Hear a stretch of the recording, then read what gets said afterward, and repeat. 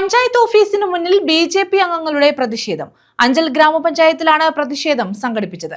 Homeo ആശുപത്രിയിൽ ഫാർമസിസ്റ്റിനെ നിയമിക്കണമെന്ന് ആവശ്യപ്പെട്ടായിരുന്നു പ്രതിഷേധം.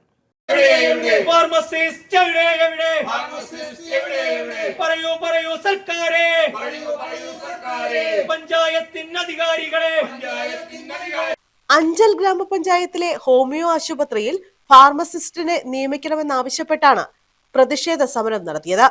BJP. ജനപ്രതിനിധികളുടെ നേതൃത്വത്തിലായിരുന്നു പ്രതിഷേധ സമരം.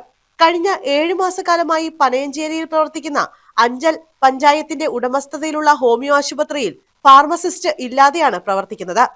രോഗികൾക്ക് ആശുപത്രിയിലെ സ്വീപ്പറാണ് മരുന്നെടുത്തു കൊടുക്കുന്നതെന്നും മരുന്ന് മാറിക്കൊടുത്ത സംഭവം വരെ ഇവിടെ നടന്നിട്ടുണ്ടെന്നും പ്രതിഷേധക്കാർ ആരോപിച്ചു. ആശുപത്രിയിൽ അടിയന്തരമായി ഫാർമസിസ്റ്റിനെ നിയമിച്ചില്ലെങ്കിൽ സമരപരിപാടികൾ ശക്തമാക്കുമെന്നും പ്രതിഷേധക്കാർ പറഞ്ഞു. BJP. Anchal panchayat committee president Girish Ambadi ഉദ്ഘാടനം ചെയ്തു.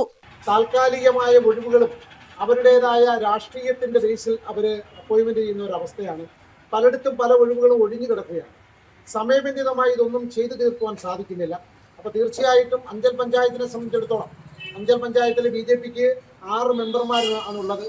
അത് കൃത്യമായ രീതിയിൽ ഒരു പ്രധാന പ്രതിപക്ഷം എന്ന നിലയിൽ ഇവിടുത്തെ മുഖ്യധാരയിലെ ജനങ്ങളുടെ എല്ലാവരുടെയും വിഷയങ്ങളെ ചൂണ്ടിക്കാട്ടിക്കൊണ്ട് വരും ദിനങ്ങളിൽ പാർട്ടിയും മെമ്പർമാരും കൃത്യമായ രീതിയിൽ ഈ അലംഭാവത്തിനെതിരെ, ഈ ഗുരുതര വീഴ്ചയ്ക്കെതിരെ വലിയ രീതിയിലുള്ള ജനകീയമായ പ്രക്ഷോഭങ്ങൾ പാർട്ടിയുടെ ഘടകം തീരുമാനിച്ചുകൊണ്ട് മെമ്പർമാരെയും മറ്റു പാർട്ടി പ്രവർത്തകരെയും പൊതുജനങ്ങളെയും എല്ലാം അണിനിരത്തിക്കൊണ്ട് ഇത്തരത്തിലുള്ള ഒരു സമരപരിപാടികളുമായി ബന്ധപ്പെട്ട് മുന്നോട്ട് പോകുമെന്നും ബി.ജെ.പി. ജനപ്രതിനിധികളായ ഉമേഷ് ബാബു, ബബുൽ ദേവ്, ആനന്ദി, മായ, ജയന്തി എന്നിവർ പ്രതിഷേധത്തിന് നേതൃത്വം നൽകി.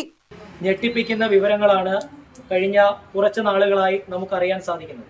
ഇവിടെ 2 തരത്തിലാണ് താൽക്കാലിക നിയമനങ്ങൾ നടക്കുന്നതായിട്ട് നമുക്ക് അറിയാൻ സാധിക്കുന്നത്. ഒരു ഭരണസമിതി ഇരിക്കുന്ന പഞ്ചായത്തിൽ ഏത് താൽക്കാലിക നിയമനം നടന്നാലും LDF-ന്റെ പ്രതിനിധികൾ ആ നിയമനത്തിൽ ഉൾപ്പെടണം എന്നുള്ള വാശിയുള്ളത് കൊണ്ട് ലിസ്റ്റിൽ LDF-ന്റെ പ്രതിനിധി ഇല്ലാത്തത് കൊണ്ട് 19-ാം തീയതി അത് മാറ്റിവെക്കുക.